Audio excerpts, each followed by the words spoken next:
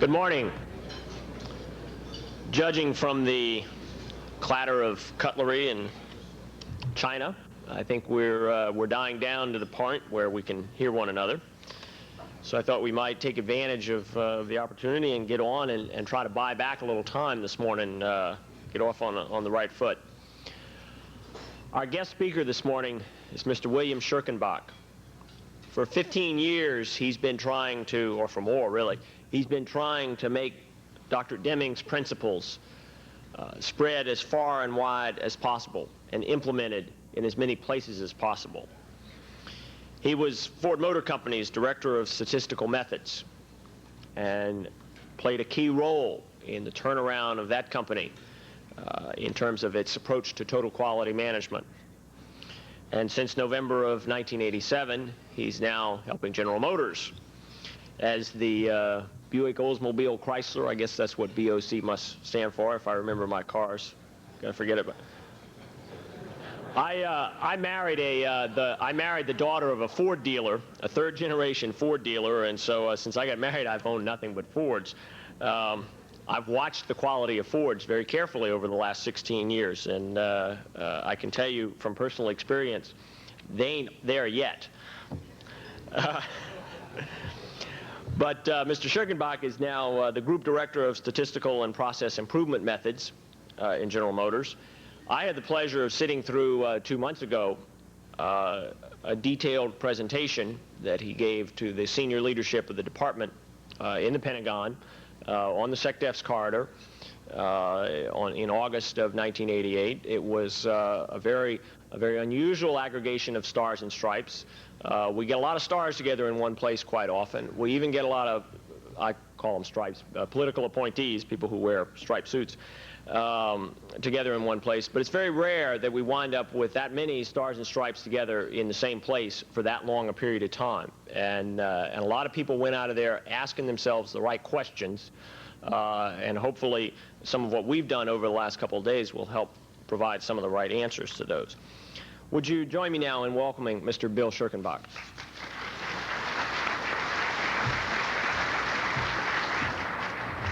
Thank you. Thank you very much, Dave.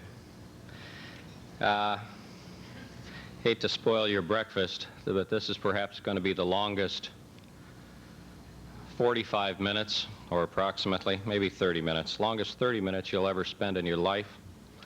And I'm going to take complete credit for it because, as Dave mentioned, I'm a statistician. And if you've ever had the privilege of sleeping through a statistics class in the university or in college, you'll know that we have absolutely no sense of humor whatsoever. It's going to be a long, long half hour. A friend of mine a couple months ago said, made the observation that a statistician is one who likes to work with numbers but didn't have the personality to become an accountant. So I'll offend more people as the morning goes on. I want to begin this morning with a story. A few years ago, William Ouchi, who was the author of Theory Z, the M-Form Society, a very brilliant management theorist and professor, had the opportunity to address a United States Trade Association meeting a few winters ago. That trade association was comprised of about 200 to 300 companies, large ones, small ones, OEs, suppliers, etc. Quite predictably, because the meeting was in winter, the meeting took place in a country club outside of Miami. And it was, as I said, a 3-day meeting. And the morning of the first day, they asked Ouchi to come up and speak the whole morning. And because of IRS constraints, they worked the whole 4 hours and 1 minute to get credit for it. And then in the afternoon, they played golf. And in the morning of the second day, again, a technical program. And in the afternoon, they had deep-sea fishing. And the morning of the third day, again, 4 hours and 1 minute. were spent on technical sessions, and in the afternoon they had tennis scheduled. Well, Uchi got up there the morning of the first day and he said, you know, I've got nothing against golf or tennis or fishing. You don't doubt the networking or whatever the buzzwords are right now, the deals you can cut on the athletic field, the camaraderie. But I want you to think about something as you tee up this afternoon. He had the opportunity to address their direct competitors, the trade association in Japan, a number of months previous to that. Their trade association meeting started at 7 in the morning, went to 6 in the evening, 5 days a week for 3 months straight.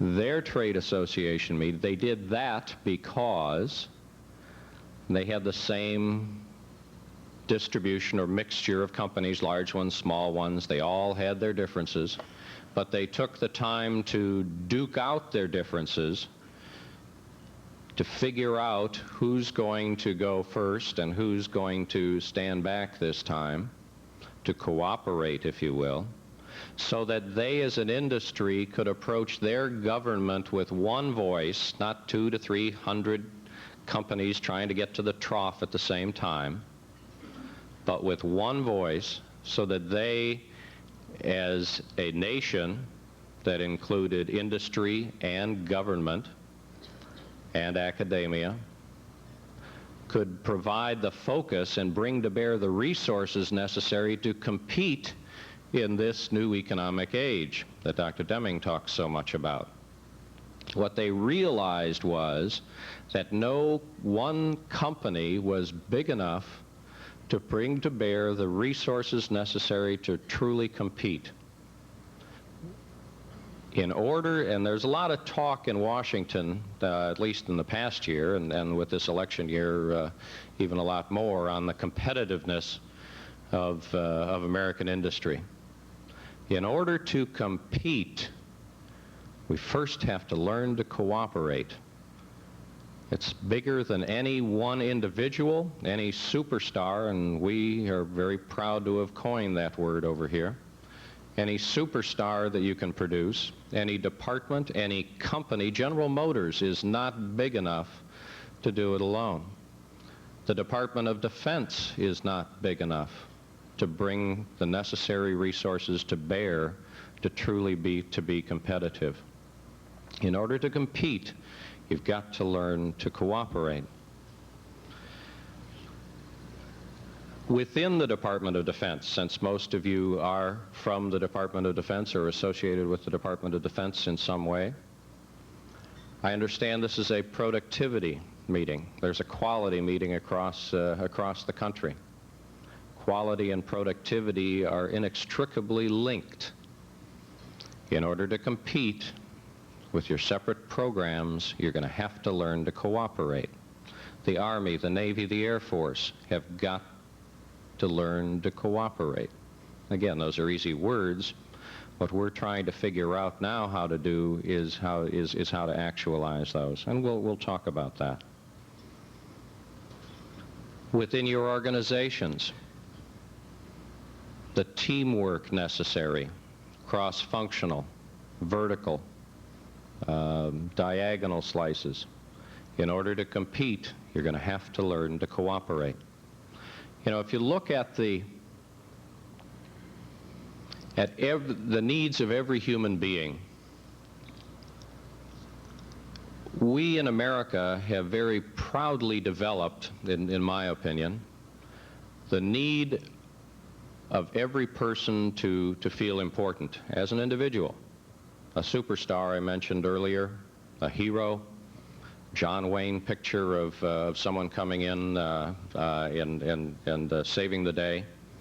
The systems that we've set up in our organizations, public or private, focus on what did you as an individual do to contribute, or what did you do so that you can collect a star.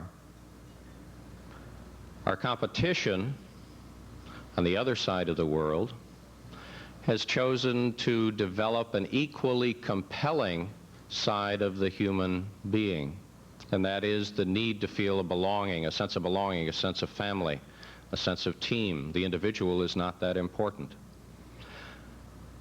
I think in this day and age, we are going to have to develop systems that are going to blend and recognize the need of an individual to feel important, to take pride in his work, as well as the need to contribute to a family, to teams. We're not there. Absolutely are not there. In America, anyway.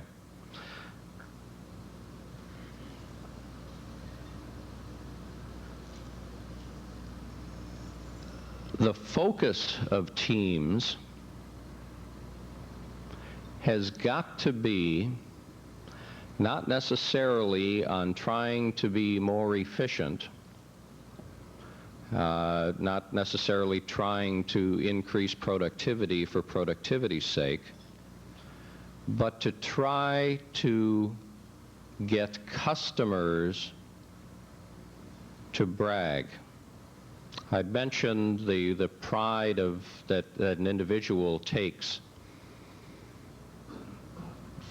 by feeling important as a person. Every customer needs to feel important as an individual. Every customer needs to be able to brag about owning his product, your product or service. Whether your customer is the ultimate customer, whether your customer is the person in the next office, in the next building, every one of us has customers, every one of us has suppliers. And we all are part of this interdependent network of customers and suppliers, which I'm sure you all know.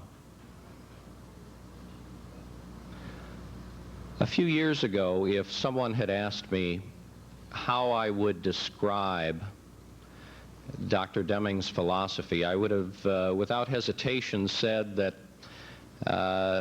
it was one of reducing waste. If you look at any of his 14 points, there are a whole bunch of apparently thou shalt nots. But if you look deeper, there are the intent of those things, or those 14 points, are a whole bunch of thou shalts. Reducing waste, a lack of a negative, and everyone feeling happy about that, as we now know, does not connote a strong positive.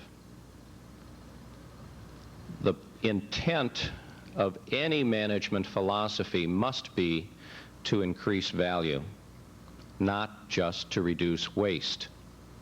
When we look at the traditional thrusts of quality programs, and I've specifically used the word program because that's the way they were treated, a definite beginning and a definite end.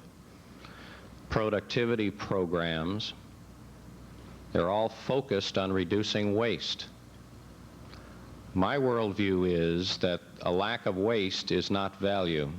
You can remove all of the waste in the world, and what you have left is not necessarily value. We'll take a little time a bit later to develop that.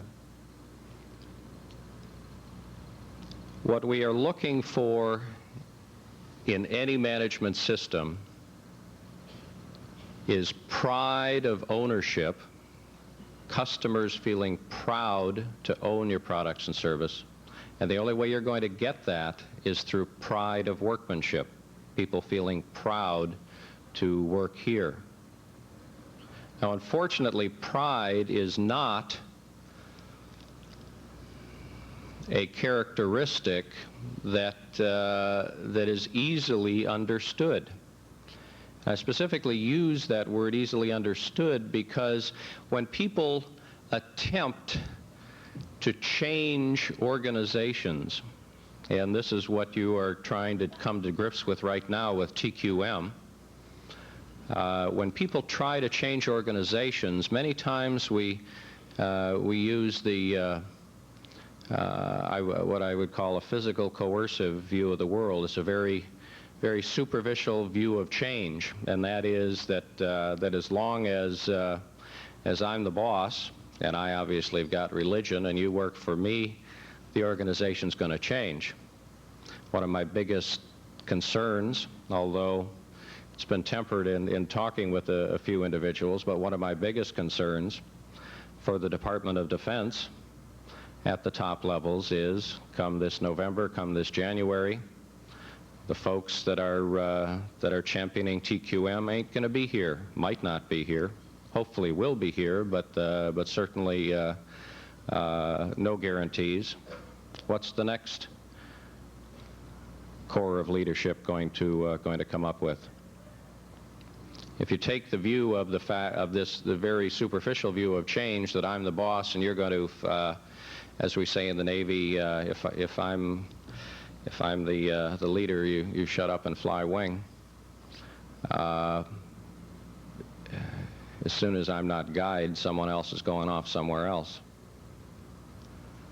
So we get the engineers involved, and they say, well, okay, I'm not going to go with this physical coercive view of the world. I'm going to use the logic. If only I can convince you of the need to change, if I can convince you of the logic of what I'm trying to do, certainly you would be compelled to change. And in fact, you can get a deeper change if you try to appeal to that sense of understanding, that sense of logic. But you don't truly get change, lasting change, unless you can appeal to the heart, to the will, and that's not logical. Pride is not a logical characteristic. You need to understand your customer base, and that includes your boss. I understand there are a number of questions, and the questions are typical. What do you want me to do tomorrow? And how can I reach my boss? Those questions are standard the world over. You've got to do your market research. Your boss is your customer. Your people are your customer. You can't do anything on the average. You have to understand what it's going to take to get them to have pride in what you are trying to do, the pride in your product.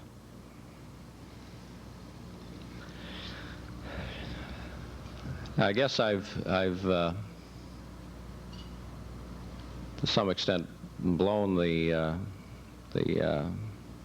tagline, because when I had mentioned that there are customers and suppliers and everyone manages processes. The old way of managing processes was one of trying to detect defects, and in fact much of the way everyone does business, anyone manages organizations, is one of trying to detect defects. Whether you're sitting on a design review committee, the design review committee is trying to detect defects because the designs couldn't come out the right way or in a good state without the design review, material coordination, whatever you want to call it. We all live with defect detection systems. You can get good quality with detection, managing a process with a detection system. That is, you build it, you do whatever you want to, you intended to do with it, and then you inspect it. Very high-cost way of doing business.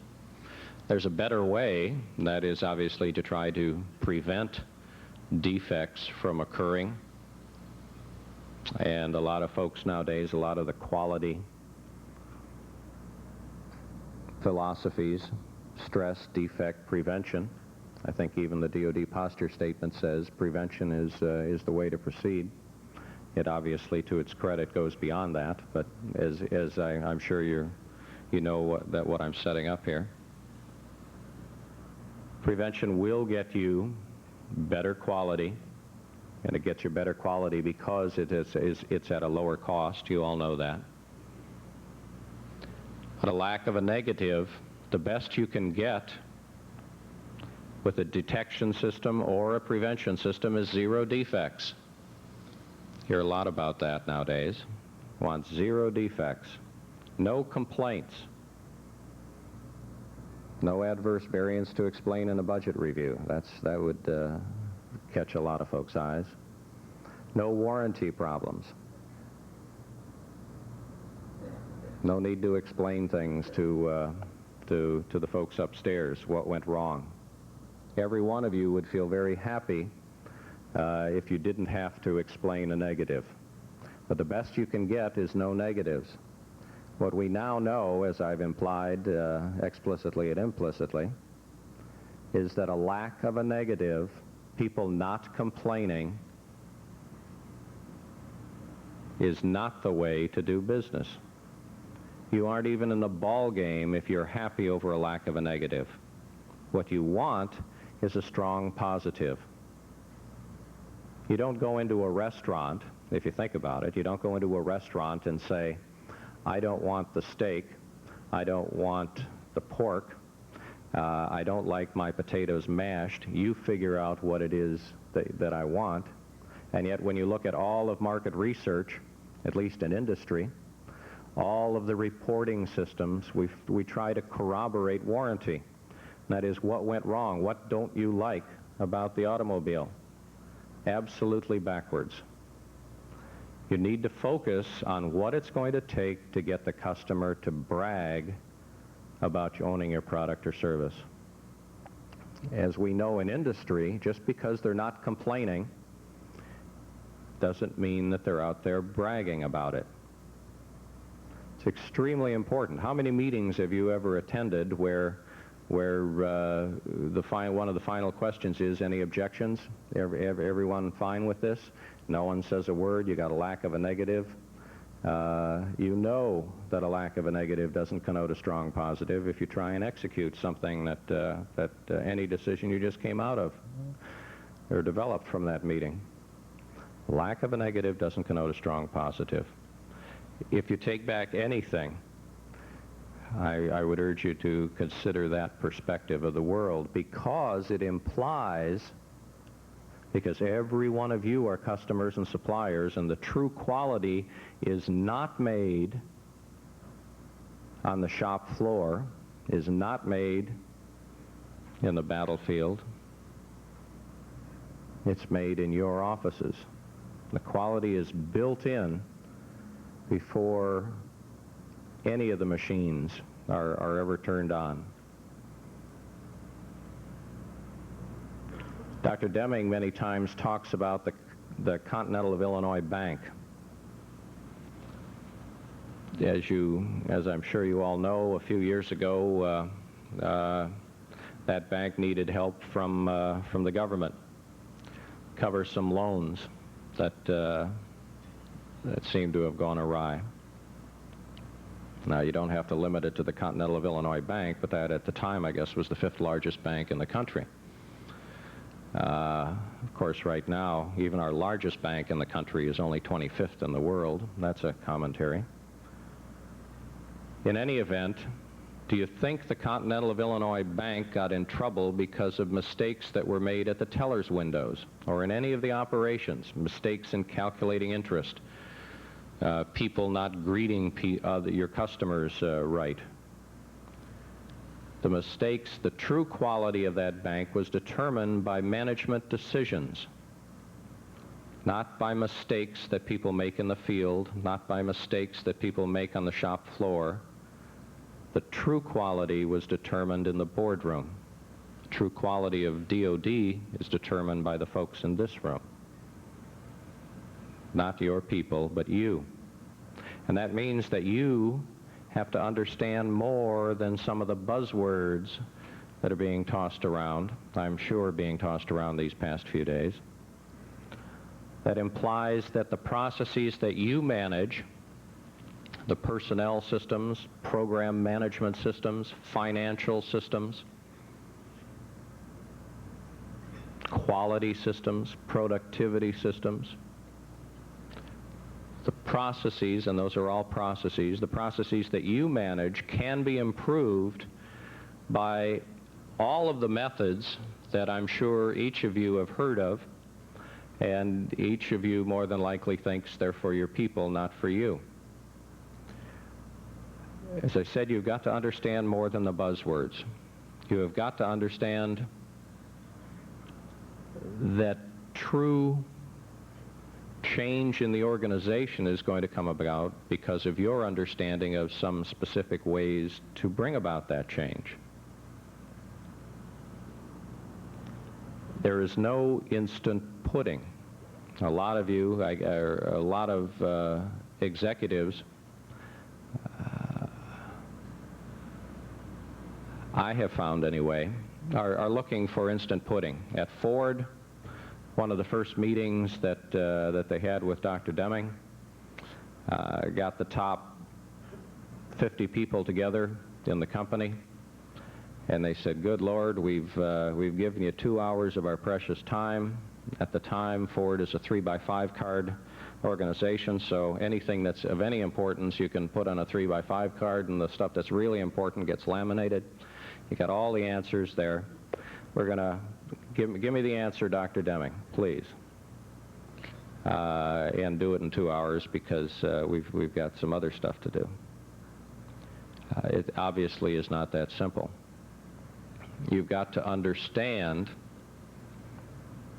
some things, what Dr. Deming calls profound knowledge. You know, a few years ago, I would hear that some of the questions, because people would get wrapped up in this instant pudding, people looking for the panacea. A few years ago, I would hear the question, well, where can I use a control chart? Last year, the question was, where can I do a Taguchi experiment? This year, the question is, well, where can I do a QFD, quality function deployment? There is no single tool that's going to get you out of it. Every tool is different. Every method can give you a different perspective of what it is you're trying to manage. Don't get fooled by folks trying to sell Taguchi, or don't get fooled by folks trying to sell QFD or any of the other panaceas. What I've noticed is that, especially in management, you latch on to these words, and because you're interested in the instant pudding, in the panacea, you follow the old Chinese proverb is, if the only tool you have is a hammer, it's surprising how many things start looking like a nail. So you're gonna get this control chart and you're gonna use it everywhere. It doesn't work everywhere. You're gonna use a Taguchi experiment. It doesn't work everywhere. A very small subset of the things you want to do. You've got to recognize that there is a whole menu of things that you have to be able to understand to use, and in fact use, and your people certainly have to as well. Now you can use these tools, but you cannot do it in private. I think that your leadership is extremely important. Your leadership in the guise of the questions that you ask. I don't know about the Department of Defense, but I do know that in much of American industry right now, we don't have people waiting around so that to answer questions that top management might be deigned to ask. And if that's the case, if you have people waiting around to answer your questions, that's a different commentary. But if you don't, one of the questions that you might ask your people is, after you ask them the question that you think is important, you might ask them, what are you going to postpone or reprioritize in order to answer the question that I just asked you? People are not sitting around waiting for you to answer questions. They shouldn't be. Now, the beauty of that question is that it gets people to begin to think about what's important. If you're living from audit to audit, which a lot of operational folks do, well, that's important today, so we're going to focus in on this thing. And, you know, sorry to see you go, but smiling through your teeth there on that one. The obvious benefit of that is that is a recognition, first of all, the recognition that there are a lot of things that we are doing today that we absolutely should not be doing tomorrow. Getting ahead and getting competitive and getting our customers to brag will not take place by just trying to be more efficient. by more efficiently doing the things that we're doing today. There are probably whole sections of this room that will have to change jobs, because what you're doing today is not necessarily adding value to what the customer really considers value. And that's a difficult thing to come to grips with. There are also, on the bright side of it, there are also a lot of things that we're not doing today that we need to be doing. And this state of change, this state of flux, this continuing improvement, which, by the way, is the way to manage a process and not through purely detection or prevention, but a continual improvement process. And if you manage your process that way, you will get your customers to brag. We have to approach running of enterprise recognizing that you need to get your customers to brag. Now, I'm going to read you a quote from Don Peterson, obviously for a reason, because a lot of times when a new program, hopefully this is a process, but time will tell, when a new initiative takes place, the posturing begins, and the message will be obvious here. This is a part of a speech that Don Peterson, who's now Ford's Chief Executive Officer, gave to his top 100 people in one of their first Deming seminars. He says, "As I was thinking about this meeting, it struck me strongly that you are the ones who are going to decide whether we really are successful in making a dramatic change in how we do business. You are the ones. It can be very difficult to make significant changes, especially when you've been in the habit of doing things differently for decades, and especially when the very success that brought you to the positions you now hold was rooted in doing some things the wrong way. It's going to be very hard for you to accept that you were promoted a time or two for the wrong reasons. I seriously suggest that you give some heartfelt thought as to whether you really understand what we are talking about. I had the experience in January at our management review that most of the people in the room thought that I was talking about something so elementary that we in Ford Motor Company, of course, were already doing that. They couldn't understand why I was talking about it. It left me with a sense that many of us still do not understand what we are really trying to change. I think the Department of Defense is not unlike, and certainly alike, many large companies. The intent of General Motors management right now is to come up with one customer satisfaction process, internal, external, and what in a sense that means, and that this is a first for General Motors, to come up with one process of anything. We are an extremely large company, as I'm sure you know. The danger is that as we try to come up with this one process, and I have no doubt that we will come up with one process, just as you have one set of military standards or procedures for any particular discipline, that it's going to be one process that you can drive a truck through, that no one will it'll be worded in such a way that it'll be pure vanilla and you can do anything you want. And the posturing will begin. Of course, yeah, if we're doing it here, and that's interesting, but yeah, we were already doing that, and no need to really change. If you think that, I can guarantee you that you won't be competitive. And even the Department of Defense competes in this world. Every one of you is going to have to change. When I speak to top management many times, I ask them what are you doing in training and education? What are you doing to improve? Now, I purposely slur the word you because it's a trick question, and many times the managers are more than eager to talk about all the training and education they give to their people, all of the improvements that their operations have made. But the question wasn't about their operations. The question is, what have you done to improve? What have you done to train yourself, to educate yourself? The Department of Defense, I think, has definitely a leg up on industry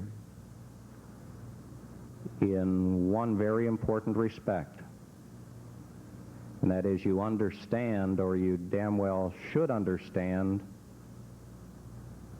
what leadership is. You cannot expect your people to improve unless you improve. You don't use the method of management, well, I'm behind you all the way. You know the meaning of follow me. Excuse me. Of follow.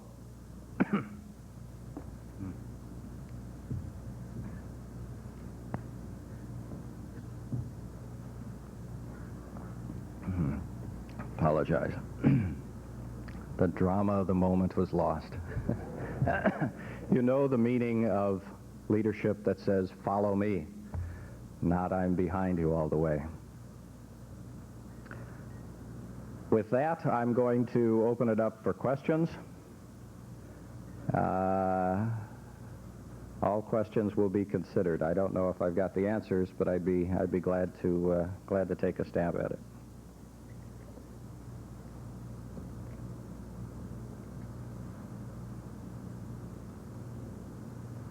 Yes, sir. Are you optimistic about General Motors? Am I optimistic about General Motors? I'm there. I wouldn't be there unless they were still listening. I think in the changing of any organization, especially large organizations, one needs to do market research to find out who are the key leaders in the organization and make sure that they understand their responsibilities in this new economic age. There are a number of key leaders in General Motors whom we are working on, and they are listening. And I think, as you know, in any large organization, it takes time to turn that VLCC around. So I am encouraged about what I see. Much of what I see is not visible to the public yet, but we're going to come back. Yes, ma'am. I'm sorry, I cannot hear it all. Could you?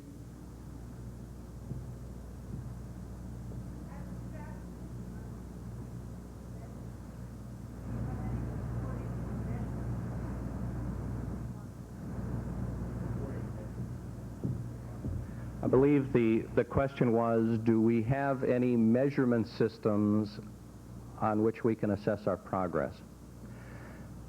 A suggestion I would make there is that your first cut needs to be using the systems that you already have in place to measure the outcomes that you right now think are important.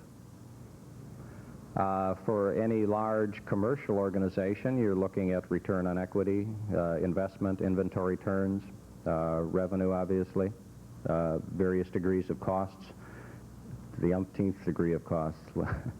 I would not change those right away. I would begin to try to think of characteristics that are positive instead of negative. And that is, those are characteristics that you're going to have to start to ask your customers what it is that they're going to get them to brag. just because there are no complaints in a meeting, or just because no adverse variance in a budget review, or just because an engineering drawing was not late, does not mean that the customer is satisfied with it and is bragging about it. So you're going to have to begin to make that transition. The important thing that you can do, and I vaguely heard the word statistician in there, is to understand that much of the waste in industry comes from the knee-jerk reactions that we as managers or leaders have when we look at the data. There is variability in the outcome. And you know before you start, before you try to rank order things, before you try to look at 1 month performance over the next month and compare it to the last month and compare the performance of divisions between divisions, month over month, that those numbers will vary. You have to understand the difference between common causes of variability and special causes. And that is extremely important, just as important as coming up with the positive indicators. But I would continue to build on your experience on running enterprise by looking at the same outcomes that you are now. I would not create a separate financial system that looks at cost of quality. Many times I've found that the cost of the system to put in place to monitor it is far more expensive than what you're going to get out of it. You have to instill the sense that continual improvement, doing better than specifications, is important. Now, that's the other thing that you could do if you're talking about measuring things, and that is to begin to think of the customer's requirements as targets, not necessarily goalposts with specifications around it. That also is an extremely important concept, one that obviously we can't develop here, but one that you certainly can find out about if you don't know about it, using a loss function view of what those specifications are, that there is a target that's going to get most of the folks to brag, and if you deviate from it, you're going to lose some of them.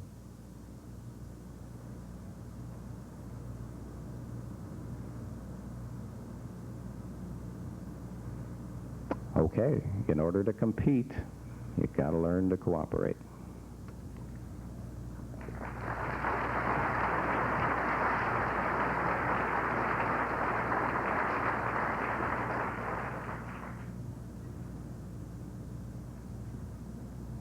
Dick, I believe you had 2 or 3 administrative announcements that you wanted to make. While you're coming on up here to do that, I want to thank Mr. Schirkenbach again for joining us this morning. Cooperation, of course, is one of the things we do extremely well in the Department of Defense, and I'm sure we've all had a great deal of experience with that. Thank you, Bill.